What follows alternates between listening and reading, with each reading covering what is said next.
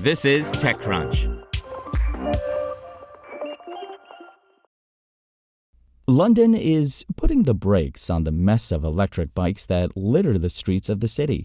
Today, the local transportation authority, Transport for London, TFL, announced a new enforcement policy that will restrict parking for the tens of thousands of e-bikes rented on demand from companies like Lime, HumanForest and Dott. The news is significant because London is closely watched when it comes to e-bikes.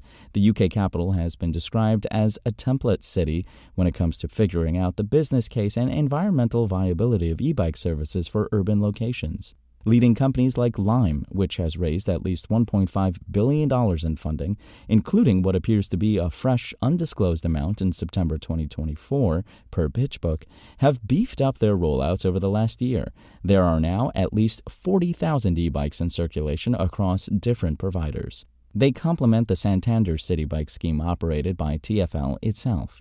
But while advocates extol e-bikes as a boost for more sustainable transportation, as well as a healthier and faster way to get around London's very congested streets, these two-wheelers have proven to be a nuisance, and not only when they are weaving around other vehicles and pedestrians at breakneck speed.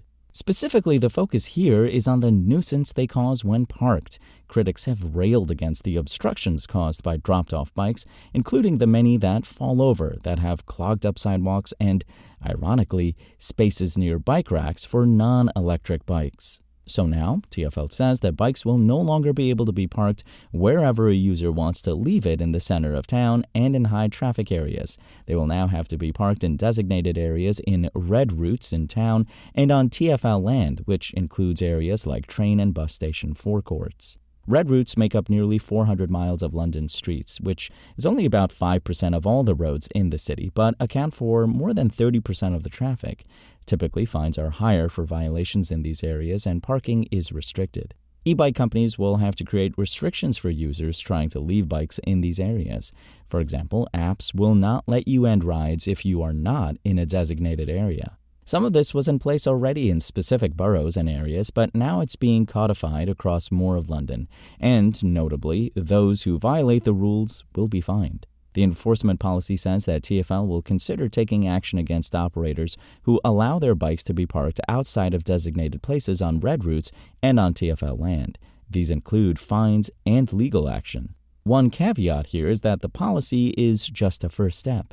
It does not specify, for example, how big the fines can be against companies that violate the rules, and notably the rules do not cover areas outside of TFL property and red routes. So, if you live outside of Zone 1, you may still be out of luck in navigating bike piles. And the enforcement will be coming at a price. TFL said that it has allocated some £1 million to London boroughs. It does not say where that money comes from, taxpayers, the e-bike companies, to develop 7,500 parking spaces alongside 2,000 bays the boroughs already have. Additionally, TFL said it's designated for at least 800 spaces by next summer on red routes, with 3,000 in total by the end of 2026. Yet, putting this into context, is this enough? Just doing the basic math here, if there are 40,000 bikes in circulation, with more planned to meet demand and opportunity, then at best only around 1/4 of them are being given parking spaces. We welcome TFL's move to address the challenges caused by irresponsible dockless bike parking, ensuring that all road users can share London's streets harmoniously. As the only London-based dockless bike operator, Forest is deeply committed to creating a city that works for everyone. That's why we introduced the virtual parking bays long before they were mandated, and have always incentivized responsible parking among our users, said Caroline Seaton, co-founder and chief legal officer at Forest, in a statement provided to TechCrunch. Sadly, not everyone in the dockless bike industry has lived up to the standards we've set, which is why we believe it is time for the government to take action and give TFL the powers needed to enforce high standards across the industry. With effective legislation, we can ensure that the benefits of dockless bike travel, such as affordability, accessibility, and sustainability, are delivered for all Londoners without compromising the convenience and safety of other road users.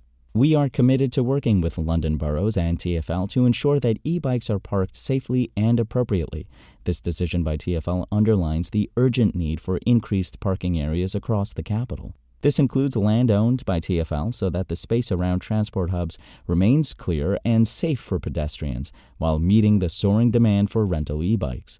This year we have invested £1 million in a parking infrastructure fund to create more dedicated e-bike parking, and we employ over 250 people on London streets who help remove or tidy bikes parked in the wrong places, a Lime spokesperson said in a statement provided to TechCrunch. Over 11.5 million commuting journeys were taken on Lime e-bikes during the first half of the year alone.